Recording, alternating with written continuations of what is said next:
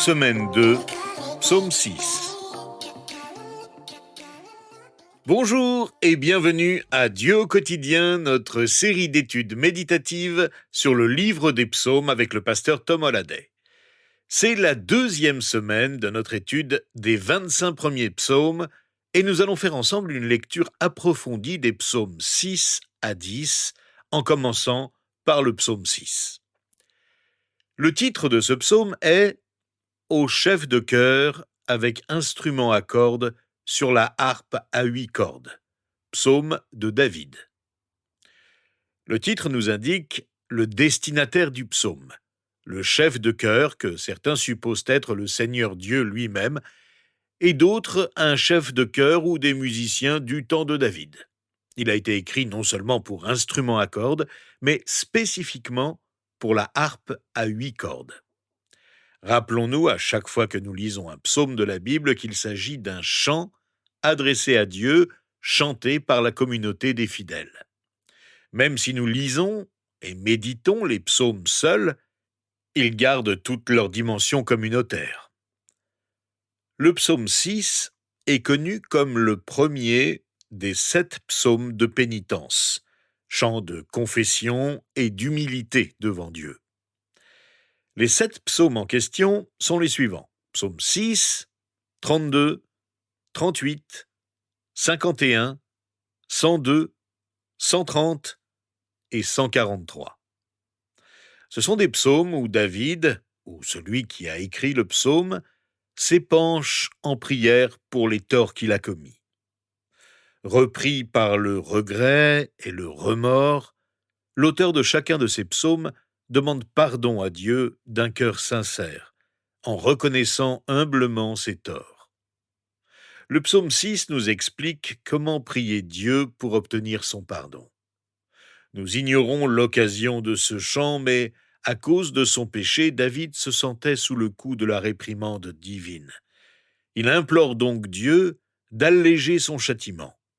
Il peut arriver que nous croyions être corrigés par la main de Dieu, alors qu'en réalité, nous subissons nous-mêmes des épreuves.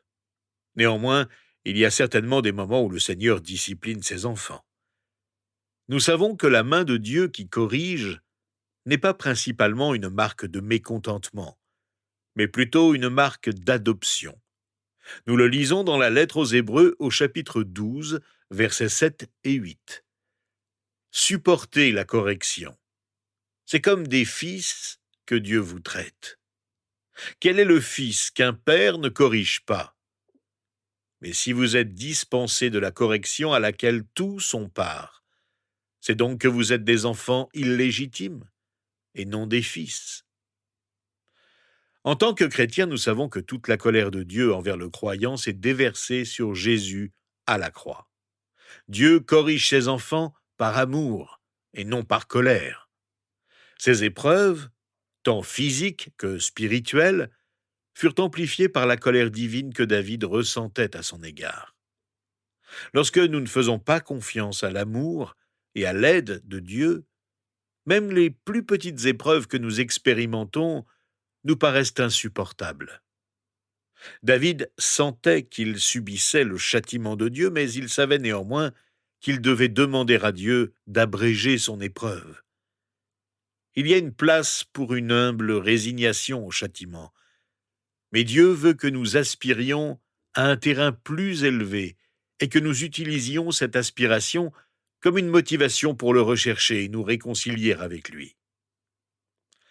David semble souffrir davantage des conséquences de son péché que du péché lui-même.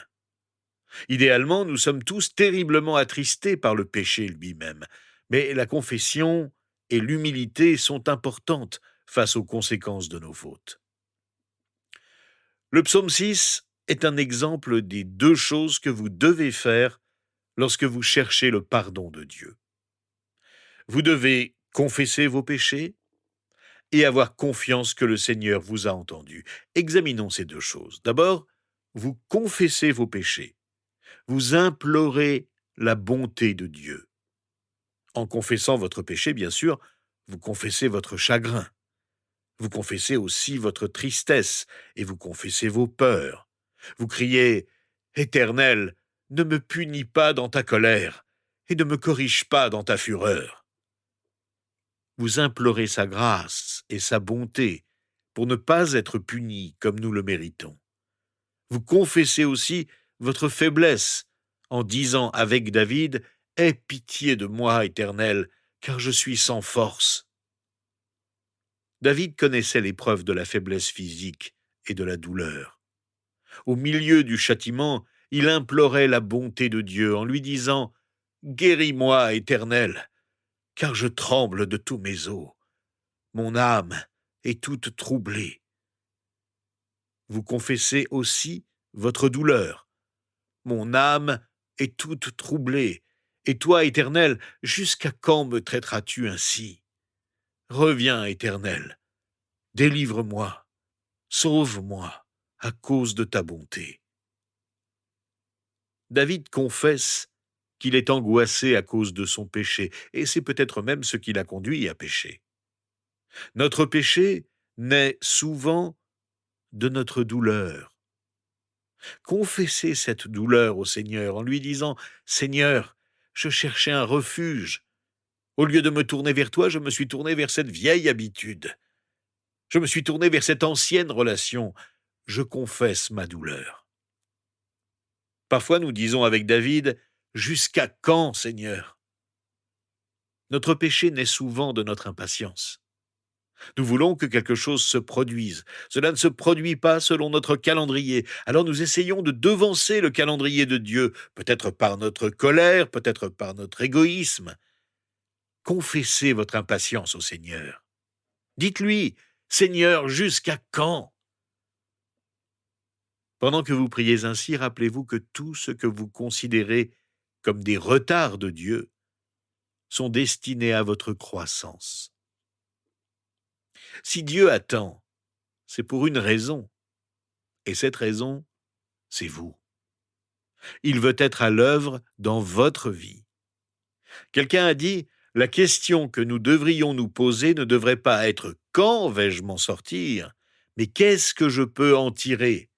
Qu'est-ce que Dieu veut m'enseigner ?» Dans son agonie, David implore la délivrance, mais sur la base de la bonté divine, et non de sa propre justice.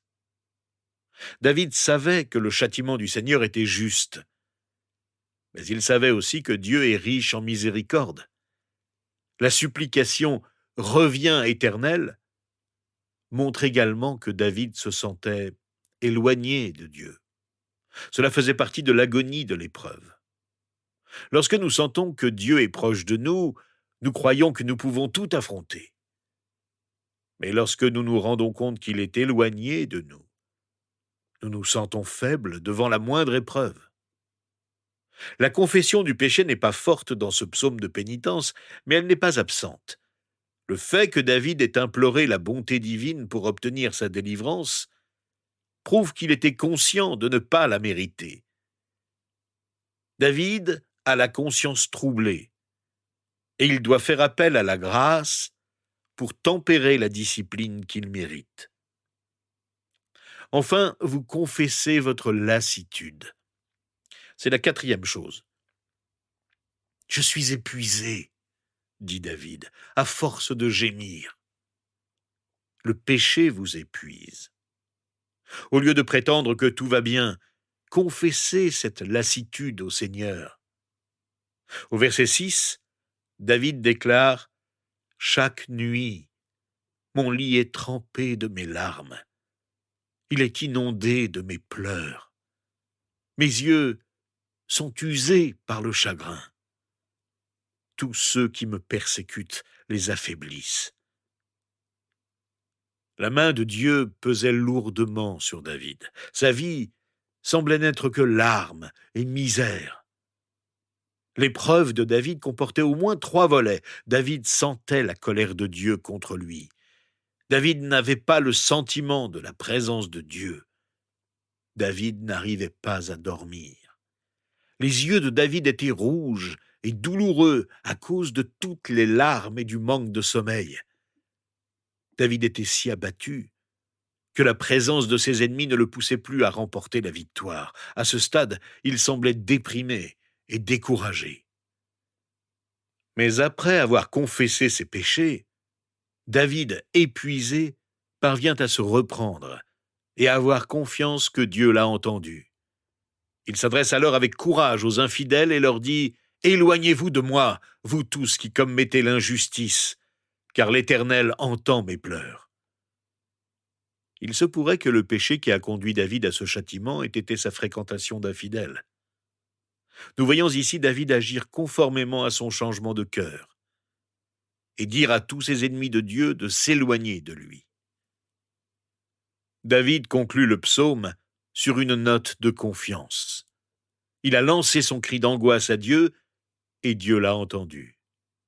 Les pleurs ont une voix devant Dieu.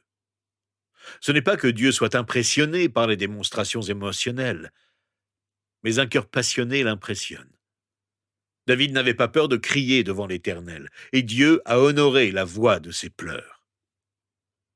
David savait que si Dieu entendait et exauçait sa prière, son ennemi en souffrirait.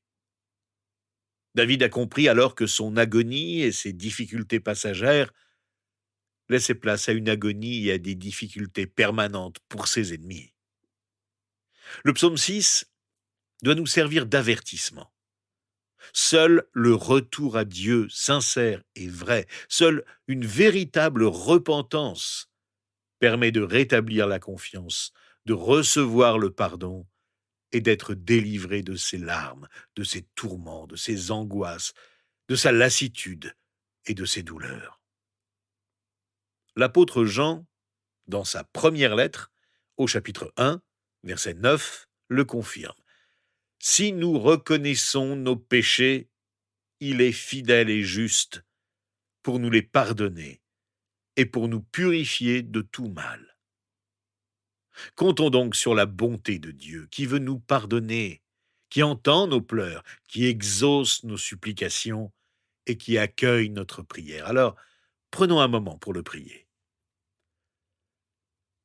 Père, nous venons à toi dans un esprit de confession et de confiance.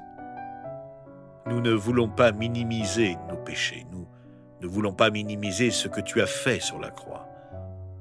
Nous confessons la douleur que le péché a causée dans nos vies et dans celles des autres. Tu nous entends quand nous te demandons pardon pour nos fautes. Tu nous aides à ne pas commettre les mêmes erreurs encore et encore. Nous avons confiance que tu entends notre confession. Nous croyons à la puissance du salut que tu nous donnes. Nous croyons au message de la croix qui nous libère de l'esclavage du mal. Merci, ô notre Dieu, pour le pardon immérité que tu nous accordes chaque fois que nous venons vers toi sincèrement. Nous ne voulons pas suivre la voie de ceux qui te rejettent, mais nous te prions qu'ils aient l'occasion d'entendre ta parole et se rendre compte du mal qu'ils font et des conséquences du péché dans leur vie. Aide-nous à être des témoins vivants auprès d'eux, sans jamais nous compromettre. C'est avec une grande confiance que nous t'adressons notre prière au nom de Jésus. Amen. Eh bien, rejoignez-nous demain. Nous étudierons ensemble le psaume 7, un psaume qui parle de la souffrance causée par les paroles des autres.